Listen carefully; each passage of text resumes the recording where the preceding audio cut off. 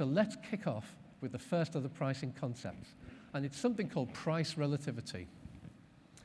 This is an advert that The Economist placed. You don't need to read the whole of it. You know, they were trying to get new subscribers. I'm going to blow up the important bit. So they were selling the online version for $59, or the print version for $125, or both together for, well, now that's a little strange. Both together also for $125. Normally, if you do a bundle, you'd add the two numbers together, $184. We'll knock a bit off of the bundle, we'll call it $179. That's the price that we go to market. Maybe they can't add up. You'd think if anybody could add up, it would be The Economist, you know. Or maybe they've made a mistake, but have they?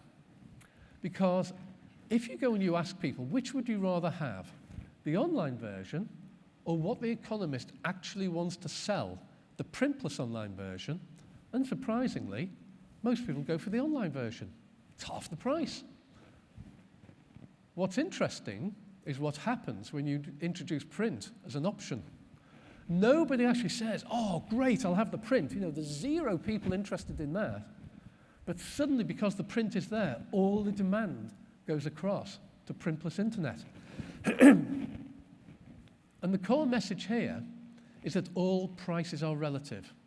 When we put one option in front of a customer, what happens is their subconscious mind has to remember any time it's bought the same thing in the past, or a substitute or alternative, or whatever else it could spend the money on, and makes a decision, hands that decision over to our conscious mind. When we put three options in front of a customer, the subconscious goes, oh, fantastic. I don't have to do all that hard work. All I have to do is compare the three things in front of me. Well, duh, printless internet is a bargain. I'll go for that one, thanks. I'll explore this in a little bit more depth with you, but the core message here is, wherever possible, we want to put three pricing options in front of a customer. I want you all to imagine that you've decided you're buying a gift for somebody. You've decided you want to buy them a really nice pen. You're in a shop, it's a beautiful day outside, you've got comfy shoes on, you're in no rush, you know, you're just browsing around, and in the shop you've found the pen that you think, oh, that would be marvellous.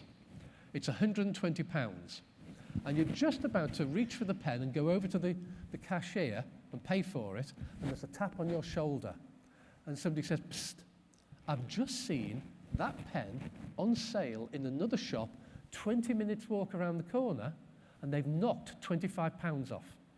Hands up everybody who would walk 20 minutes around the corner to buy that pen for £95 instead of 120. And yeah, give me a proper show of hands if you would. Yeah? Yeah, quite a lot of people.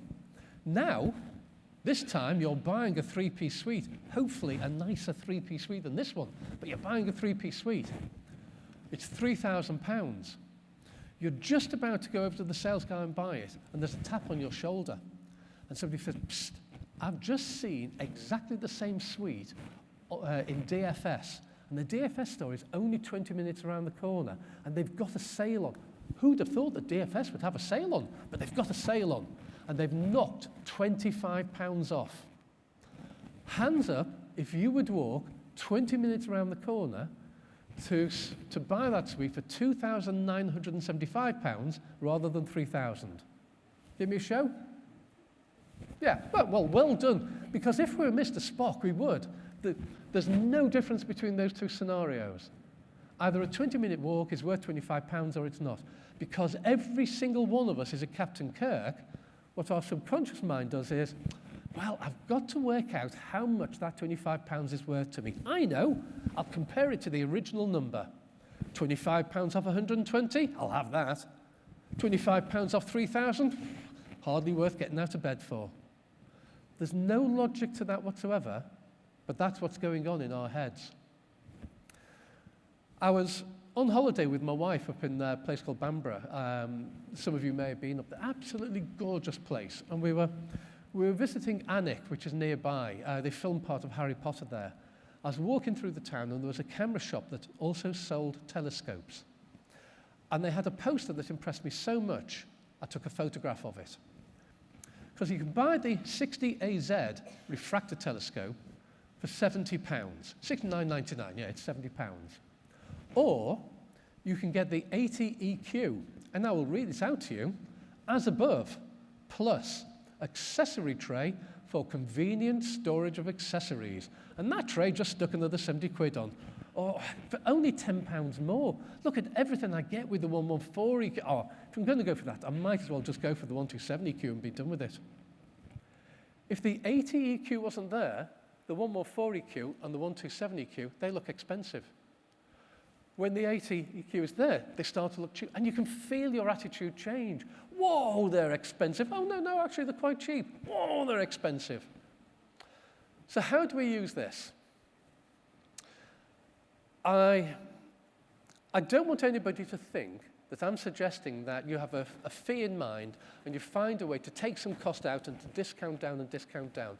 What I want to do is find a way to add value and go up and add value and go up, to put 3 clear, different value options in front of a customer. As an example, I do a lot of work with law firms and how to reserve your special place in hell, teach lawyers to charge more. But I do a lot of work with law firms.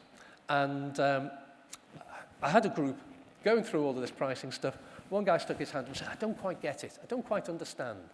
So I asked him, well, what part of the law do you practice? And he said, employment law. I said, okay, well, imagine somebody needs some help with a tribunal. So you're going to quote for that. It's £6,000 to come and help you with the tribunal. That's fine. But if they've got into that kind of position, if something's gone wrong within the business, then maybe it would be a good idea to have a look at the policies and procedures and the employee contracts. Maybe it would be a good idea to offer some management training. So you're quoting for the thing that the client wants, but you're finding a way to add value and add value. So let's have a look at your marketing. And I have to say, I'm tremendously impressed. I think the quality of everything that I've seen is outstanding. But I think from a pricing point of view, there are a few things that we could do.